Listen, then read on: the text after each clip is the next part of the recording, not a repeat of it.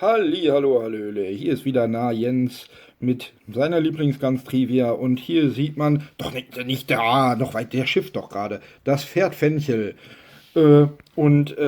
Ich sitze hier gerade in einem Dach, das ich euch später noch einmal zeigen werde, denn das braucht der große Erbauer gleich, um euch genau zu zeigen, wie es mit Teil 2 seines Mocks weitergeht.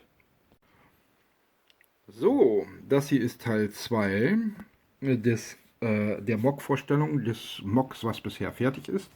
Und wir haben es hier mit einem Söldnerlager zu tun. Der Ritter, den ich im vorherigen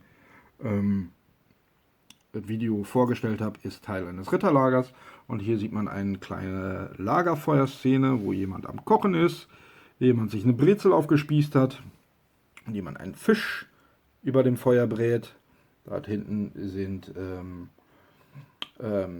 ist Brennholz zum Nachlegen, wo natürlich praktischerweise der Helm aufgelegt ist.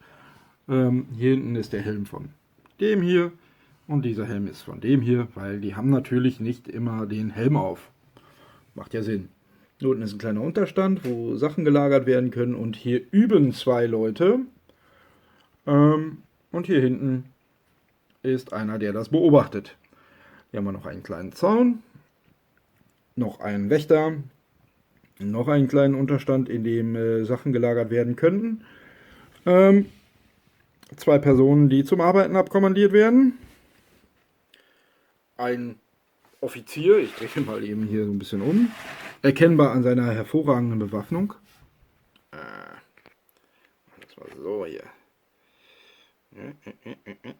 Das hier ist der Offizier, schön bunt. So. Ja. Und hier ist der zweite Teil von der Hütte, die ich im ersten Teil gezeigt habe. Hier sind der ausgetretene Weg eigentlich, rund ums Lagerfeuer halt auch.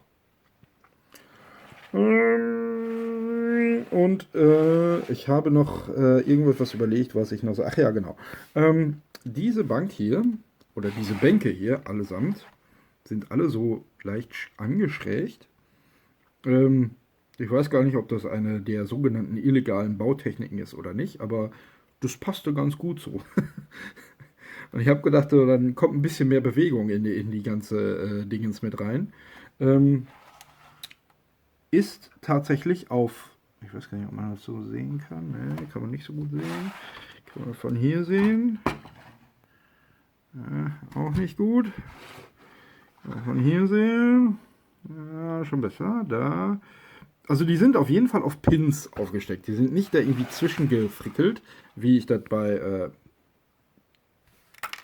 na toll, bei der Blume hier zum Beispiel gemacht habe, sondern die sind tatsächlich auf den Pins drauf. Ja. Ansonsten ist hier, glaube ich, kein Frosch drauf. Ja, genau. Hier ist kein Frosch drauf. Und das habe ich tatsächlich auch einfach so weitergebaut, also einfach so durchgängig gebaut, wie das Ding davor, wie die Platte davor. Da ist nur nachher noch der hier dazu gekommen, weil ich die damals noch nicht hatte. Und irgendwann habe ich noch dazu gemacht. Ich weiß aber nicht mehr, was das war. Ja, genau, der Zaun, den habe ich später noch hinzugefügt. Ich wollte einfach mal ein bisschen ausprobieren und habe gedacht, da ist so leer, da packst du den nochmal mit rein. Ja, und dann zeige ich euch jetzt gleich, wie diese Hütte dann zusammengebaut mit beiden Platten aussieht. So, Blume ist wieder zusammengebaut und wir gehen rüber zur Hütte. Das ist hier schön mit einer kleinen Spinne dran. Nichts Besonderes drin und dran und drum.